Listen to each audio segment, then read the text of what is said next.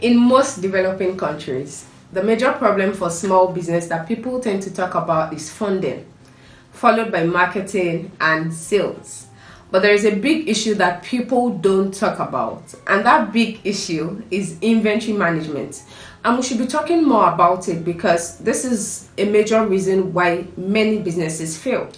Inventory management is simply about keeping track of all the goods in your business that you have for sale and making sure that there is enough of everything to sell to your customers. It involves checking your business every now and then to see if you have to get more goods or if you have too many goods than you actually need. Now, most business owners will tell you that they do inventory management, but it's either they don't do it properly or they don't do it as they are they don't do it as often as they are supposed to, and it can really cause problems in the business. So today I'll be talking about the problems of poor inventory management and how to solve them. Let's go.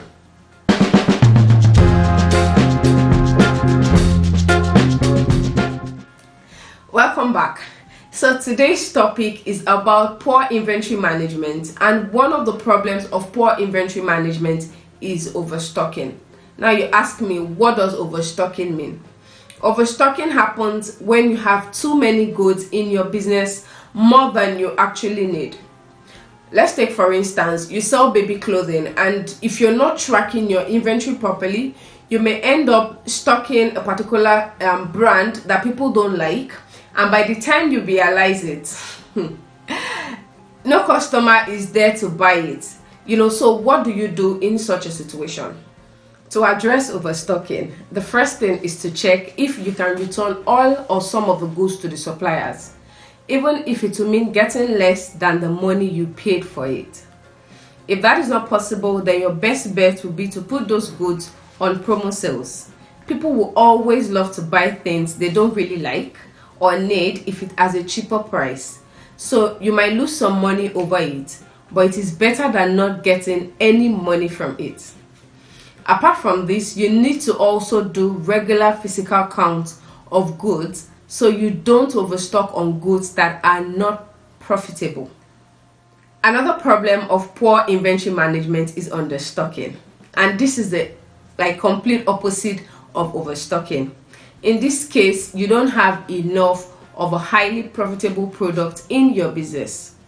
Sometimes you might stock a particular product in your business that is doing so well, but because you're not tracking how much of this product is going out of your store, you may end up taking orders that you cannot fulfill where your demand is actually more. So it is at this point that you start running helter-skelter to get the product because you don't want to disappoint or lose your customers.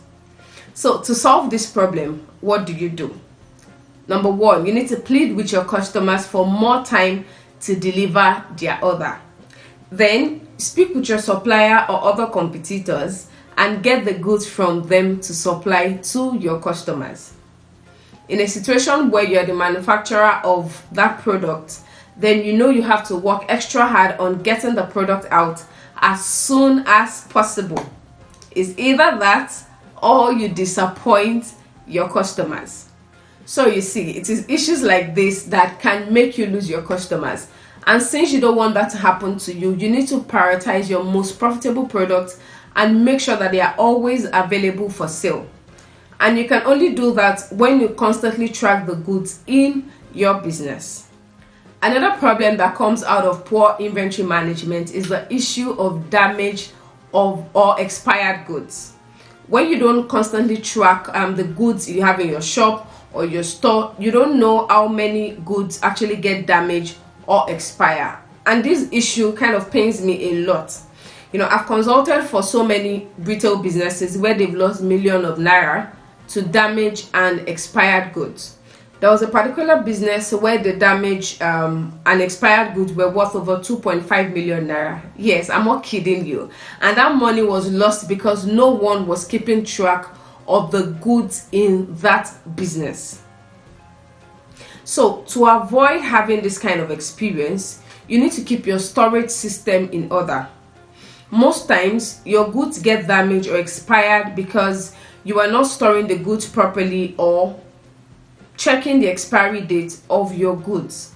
And a good way to avoid having expired goods is to save the list of goods and their expiry date in a book or a computer.